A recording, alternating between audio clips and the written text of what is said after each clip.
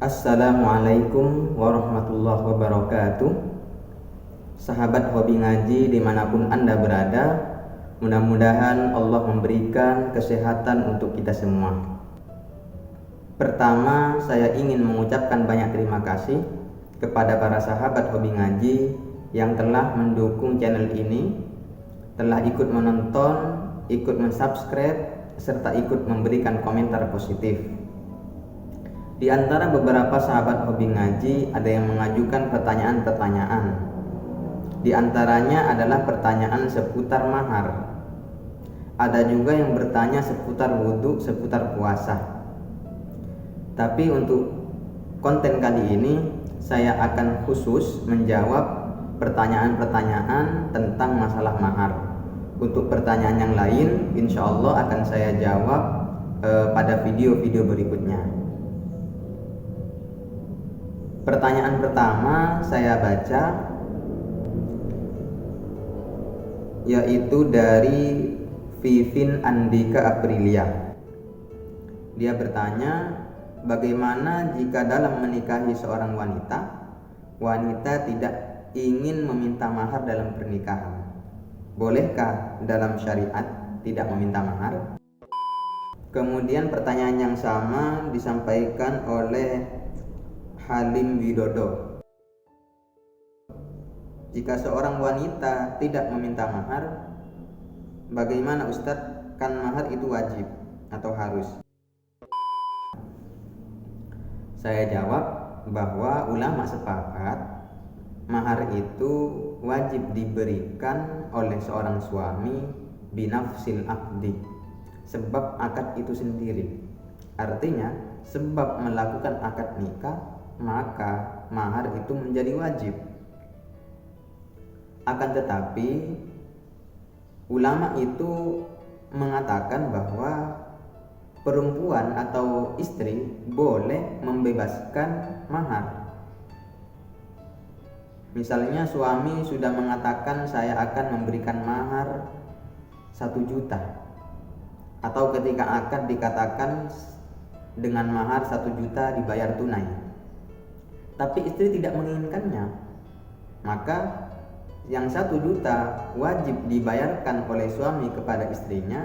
Tapi ketika istri tidak mau, istri bisa membebaskannya. Artinya istri mengatakan kepada suami mahar yang 1 juta tidak perlu dibayarkan. Jadi seperti itu. Meskipun si wanita tidak menginginkannya, bukan berarti suami tidak wajib. Suami tetap wajib, namun istri boleh membebaskannya. Setelah dibebaskan berarti suami sudah tidak memiliki kewajiban lagi.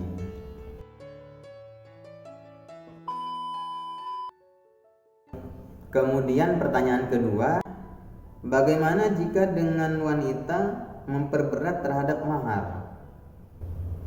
Saya jawab bahwa dalam Islam tidak ada batas maksimal mahar.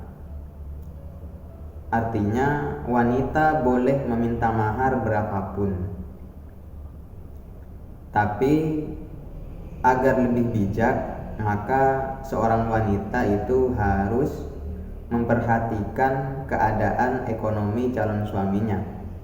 Kalau sekiranya tidak mampu, ya jangan diminta.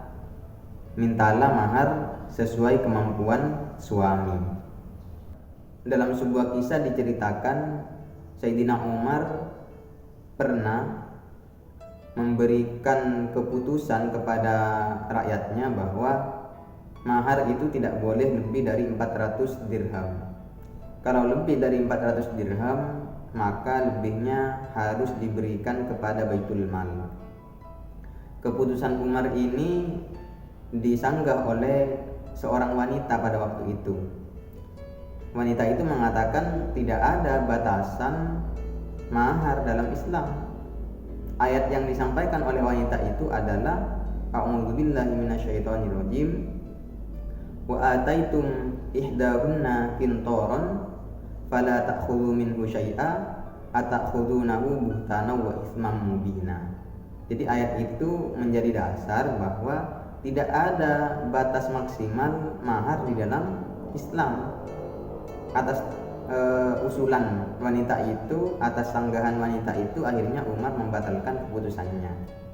Akan tetapi ulama berpendapat bahwa sunnah mahar yang tidak terlalu mahal berdasarkan hadis Nabi, inna a'dhaman nikah barakatan aisaruhu mu'natan. Sesungguhnya nikah yang besar barokahnya itu adalah nikah yang tidak mahal. Atau dalam riwayat lain, inna a'dhaman nikah barakatan aisaruhu sidaqan. Nikah yang besar barokahnya itu adalah pernikahan yang maharnya tidak terlalu mahal.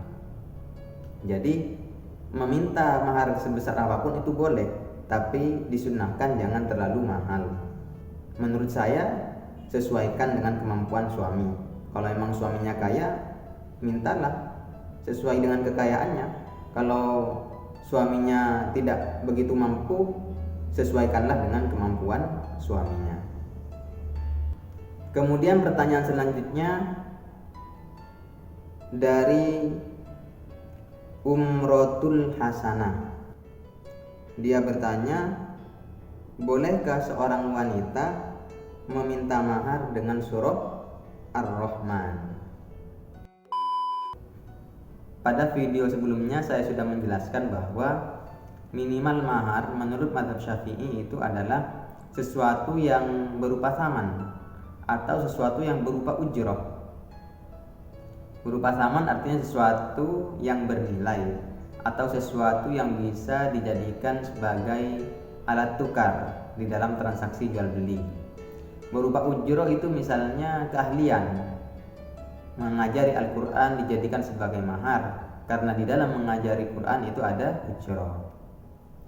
Kalau surah Ar-Rahman menurut hemat saya tidak berupa saman atau ujroh. Oleh karena itu surah Ar-Rahman, satu-satunya surah Ar-Rahman, membaca surah Ar-Rahman tidak bisa dijadikan mahar. Kalau hanya sebagai pelengkap mahar tidak masalah. Artinya misalnya maharnya berupa uang 1 juta plus surah Ar-Rahman, atau maharnya berupa mobil plus surah Ar-Rahman. Tidak apa-apa kalau seperti itu. Jadi Ar-Rahman itu bisa dijadikan pelengkap mahar. Maharnya tetap harus berupa uang atau berupa benda atau berupa keahlian. Mungkin itu saja yang bisa saya sampaikan. Apabila ada yang kurang puas atau kurang setuju dengan apa yang saya sampaikan, silahkan teman-teman, silahkan sahabat hobi ngaji bisa ditulis di kolom komentar. Ihdinas siratal mustaqim, mudah-mudahan manfaat. Assalamualaikum warahmatullahi wabarakatuh. Salam semangat dan salam bahagia.